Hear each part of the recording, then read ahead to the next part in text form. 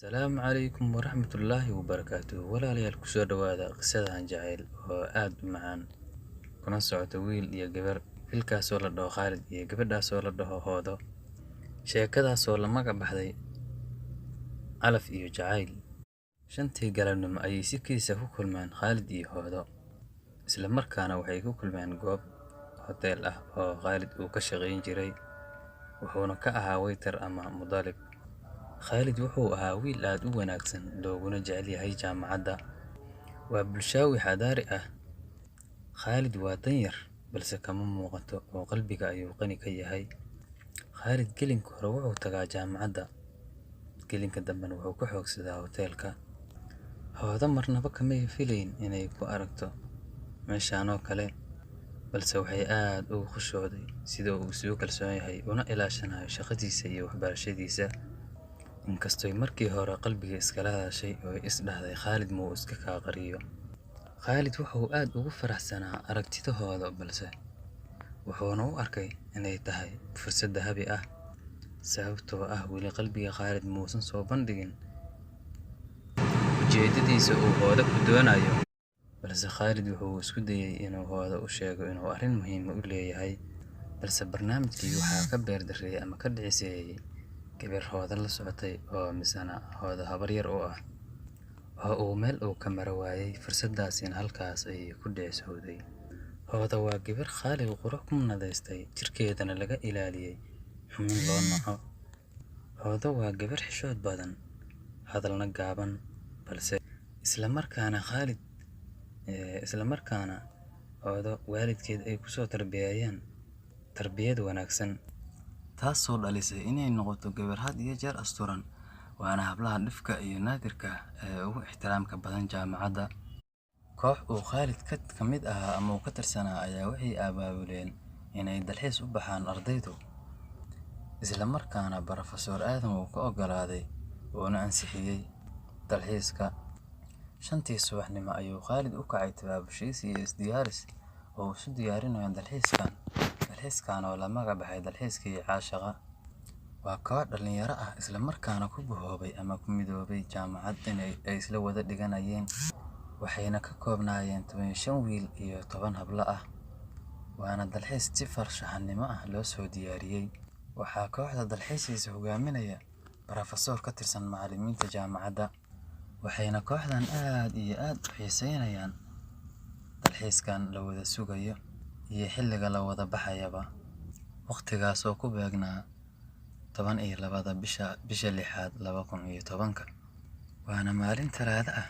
Qof kasta oo ka mid ah dalxiisayaashuna aroor horeba wuu is soo diyaariyay, misana subax horeba wuu is soo diyaariyay. Xiisaha iyo xamaasadda ay u hayaan awgeed waxaa isna diyaar ahaa gaadiidkii ay raaci lahaayeen oo kala ah bas iyo Land Cruiser. Waqtigu waa gu, dhulkuna aad ayuu u rooban yahay. Goobta dalxiiska loo tagayana waa dhul badanaa dadku u dalxiis tagaan, waxayna caan ku tahay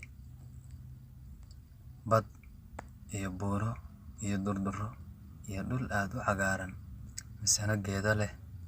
Saacaddu markay maraysay 6dii subaxnimo, wuxuu qof kasta diyaar ku ahaa ama uu heegan ku ahaa kursigii gaariga.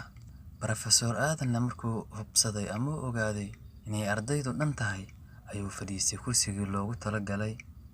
6:15 subaxnimo ayay ka ambabaxeen magaaladii ay joogeen markaas. Dhammaan dalxiisayaashu waa ay sitaan sahaydoodii ama qalabkoodii, sidoo kale cuntadoodii. Aad ayayna ugu faraxsan yihiin dalxiiskan, balse intay ku sii jireen jidkii ayay ka bilaabeen gudaha baska hadallo kaftan ah. Dhammaan waa dhalinyaro, balse waxaa farxaddooda u sii dheerayd labiska quruxda badan ee ay xidhan yihiin ama ay labisan yihiin.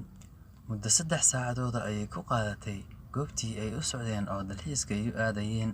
Markayna dhammaantood cagaha dhulka soo dhigeen, waxay indhaha la raaceen muuqaalka quruxda badan ee dhulkani leeyahay iyo neecawda macaan ee ka dhacaysa.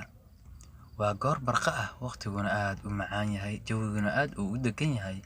Professor Aadanna wuxuu ku wargeliyay ardayda inay fasax u yihiin bilowga dalxiiska.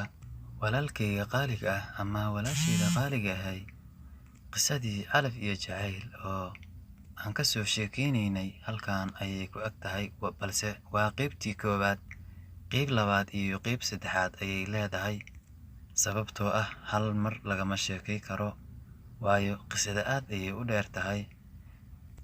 balse la soco qisadan qaybba qaybtii ka dambayso aad ayay uga sii macaan badan tahay. jacaylkaana guul miyuu ku dhammaan doonaa mase guul darro? balse si aad noola socotid, subscribe saar, gambaleelkana riixo si aad u rukumatid, like-na saar, lana soco channel-kan, sababtoo ah qisooyin cajiib ah ayaan idiin soo bandhigi doonaa. qiso kastana qisadee ka dambayso way ka cajiibsan tahay. Wassalaamu calaykum waraxmatullaahi wabarakaatuh. الجحيل أبابورو أوين كنا أنك تحكورتي تمشى قلبي أوغا تفتو قبومية دريمي دارين جحيل أبابورو أوين كنا أنك تحكورتي تمشى قلبي أوغا تفتو قبومية دريمي